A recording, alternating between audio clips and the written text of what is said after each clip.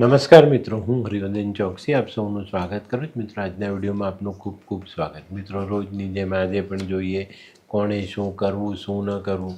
તારીખ 22/3/2026 રવિવાર. મિત્રો, આજની જાણકારી લેતા પહેલાં જોઈએ આપણે આજનું અભિજીત મુહૂર્ત. આજનું અભિજીત મુહૂર્ત બપોરે 12:22 શરૂ થશે, તે બપોરે 1:11 સુધી ચાલશે.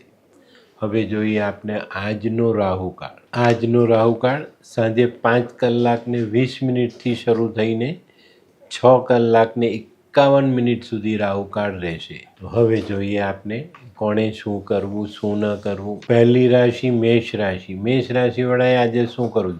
મેષ રાશિવાળાએ છે ને આજે સૂર્યને જલ ચડાવી અને સૂર્યની જેમ કોઈકનું ને કોઈકનું કલ્યાણ કરવાની ભાવના સાથે દિવસની શરૂઆત કરવી જોઈએ. શું નથી કરવાનું? મિત્રો, આજે કોઈ પણ વ્યક્તિ સાથે ઝઘડો નહીં કરતા. તો હવે જોઈએ આપણે આજના સહાયક દેવ. તો મિત્રો, આજે તમને ભગવાન સૂર્યનારાયણની સહાય મળતી દેખાય છે. શરીરમાં કયું અંગ પ્રભાવિત થાય? તો આજે માથું પ્રભાવિત થઈ શકે છે. વૃષભ રાશિવાળાએ આજે શું કરવું છે? વૃષભ રાશિવાળાએ આજે આખા અઠવાડિયાનો ધંધાનો હિસાબ કિતાબ ચેક કરવો જોઈએ. શું નથી કરવાનું? મિત્રો, આજે તમારે મેલા ગયેલા કપડાં પહેરવાના નથી. હવે જોઈએ આપણે કયા દેવી દેવતા સહાયક છે. વૃષભ રાશિવાળા માટે આજે માં સંતોષીની સહાય મળતી દેખાય છે. શરીરમાં કયું અંગ પ્રભાવિત થાય? તો મિત્રો, આજે તમારા શરીરમાં ચામડી પર અસર આવતી દેખાય છે. મિથુન રાશિવાળાએ આજે શું કરવું? મિથુન રાશિવાળાએ આજે ઘરના વડીલોની સહાય કરવી જોઈએ. એમની જરૂરિયાત પૂર્ણ કરવાનો પ્રયાસ કરવો જોઈએ. શું નથી કરવાનું? મિત્રો, આજે કોઈ અગત્યની મીટિંગ હોય તો એને ટાળતા નહીં. તો મિત્રો, આજે કયા દેવી દેવતા સહાયક બને? તો આજે તમારા કુળદેવી તમને સહાયક બનતા દેખાય છે. શરીરમાં કયું અંગ તકલીફ આપી શકે છે? તો આજે તમારું માથું તમને તકલીફ આપી શકે છે. કર્ક રાશિવાળાએ આજે શું કરવું?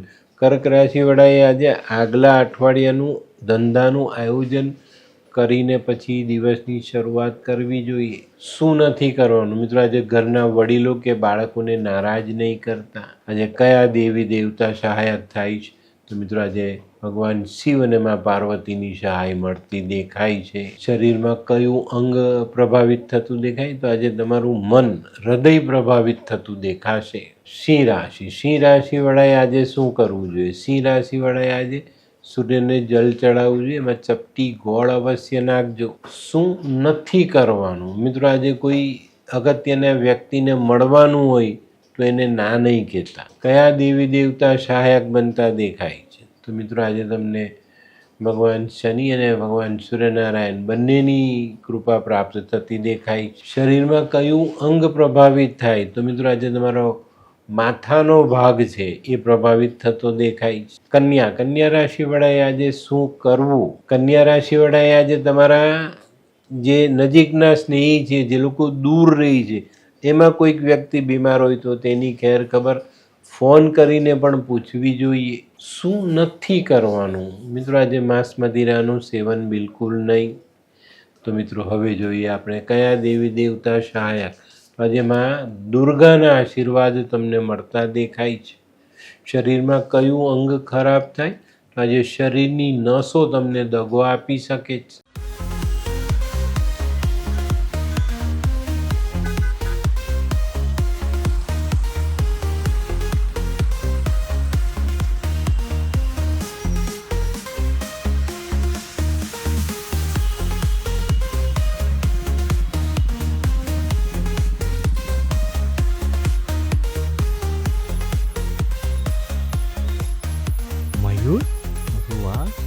હે હાય મયુર. હાય, કેમ છે?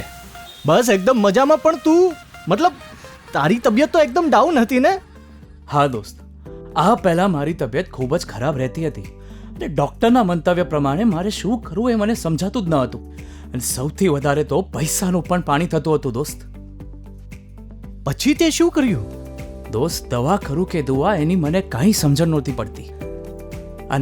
અને ત્યાર પછી મારા જિંદગીમાં લાલ કિતાબ જેવો એક જાદુઈ ચિરાગ આવી ગયો ને, કે જેણે મારા જીવનમાંથી અંધકારને દૂર કરી નાખ્યો. અને એના સાયન્ટિફિક ઉપાયોથી આજે હું તારી સામે સ્વસ્થ થઈને ઊભો છું. અરે વાહ મારા દોસ્ત. ચાલ.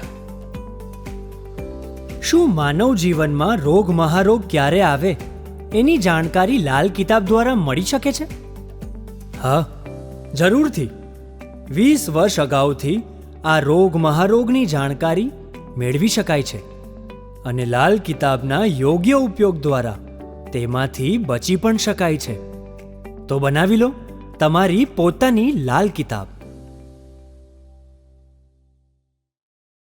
તુલા રાશિવાળાએ આજે શું કરવું જોઈએ? તુલા રાશિવાળાએ આજે કોઈ અંધ વ્યક્તિને મદદ કરવી જોઈએ, એને સહાયક થવું જોઈએ. શું નથી કરવાનું? મિત્રો, આજે કોઈ વિવાદિત જમીનનો સોદો બિલકુલ કરવો નહીં. આજે કયા દેવી દેવતા સહાયક થાય? તો મિત્રો, આજે તમને લક્ષ્મીનારાયણ ભગવાનની સહાય મળતી દેખાય છે. શરીરમાં કયું અંગ ખરાબ થાય? તો આજે શરીરની ચામડી તડકાને કારણે તમને મુશ્કેલીમાં મૂકી શકે છે. વૃશ્ચિક રાશિવાળાએ આજે શું કરવું જોઈએ? વૃશ્ચિક રાશિવાળાએ આજે સૂર્યને જલ ચડાવવું જોઈએ, એ બી ચપટી ગોળ નાખીને, અને લાલ ફૂલથી ભગવાન શિવનું પૂજન કરવું જોઈએ. શું નથી કરવાનું? મિત્રો, આજે કોઈને પણ જુઠ્ઠો વાયદો નહીં કરતા. તો મિત્રો, કયા દેવી દેવતા સહાયક થાય? તો આજે હનુમાનજી તમને સહાયક થતા દેખાય. શરીરમાં કયું અંગ ખરાબ થાય? તો મિત્રો, આજે કમર નીચેના ભાગો તમને પરેશાન કરી શકે છે. ધનરાશિવાળાએ આજે શું કરવું? ધનરાશિવાળાએ આજે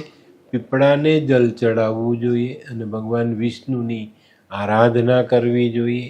શું નથી કરવાનું? મિત્રો, આજે પેલા જે તાંત્રિકો હોય, જાદુ ટોના કરતા હોય એવા વ્યક્તિઓની સંગત નહીં કરવી. તો મિત્રો, આજે કયા દેવી દેવતા સહાયક બને?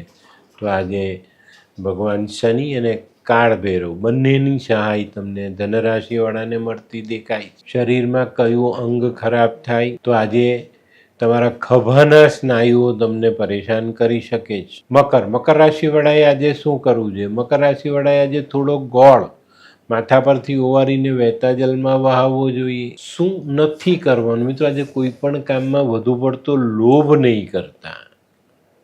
હવે જોઈએ આપણે કયા દેવી દેવતા સહાયક. તો આજે ભગવાન શનિ અને ભૈરવજી આ બંનેની સહાય તમને મળતી દેખાય છે.